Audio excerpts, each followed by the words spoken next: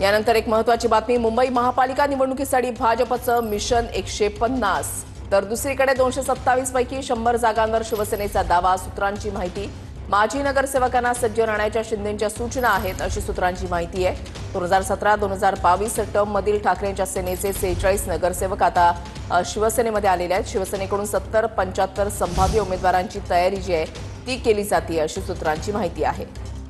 विनायक डावरुंग आमचे प्रतिनिधी या संदर्भातली अधिक माहिती देतील। विनायक। ऋषाली बरोबर आहे, दोन्ही पक्षाकडून साहजिकच ही तयारी जी आहे ती केली जाते।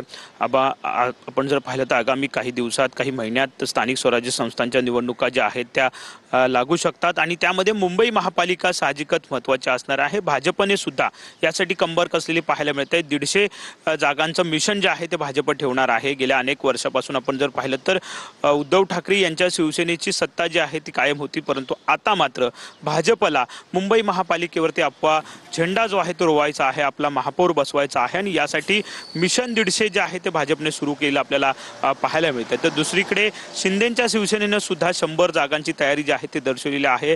यामध्ये काही माजी नगरसेवक जे आहेत ते फोडून आपल्या पक्षात घेण्याचं संपूर्ण यंत्रणा जी आहे ती शिंदेंकडून राबवली जाते। त्यामध्ये 40-42 पेक्षा अधिक नगरसेवक जे आहेत ते ठाकरेंकडून शिंदेंकडे आलेले दिसत आहेत। काही माजी नगरसेवक जे आहेत काही वर्षापूर्वीचे त्यांना सुद्धा या निवडणुकीमध्ये उतरवलं जाऊ शकतं। त्यामुळे दोन्ही पक्षांकडून ही तयारी जी आहे ती केली जाते। त्यामुळे येत्या काळात हे दोन्ही पक्ष एकत्र लढतात की वेगळे लढतात हे बघावं लागेल, परंतु भाजपने मात्र मिशन 150 जे आहे ते आता सुरू केले। नक्कीच बीएमसीसाठी भाजपचं मिशन 150 तर 100 जागांवर सेनेचा दावा। सूत्रांची माहिती आहे। धन्यवाद विनायक दिलेल्या सविस्तर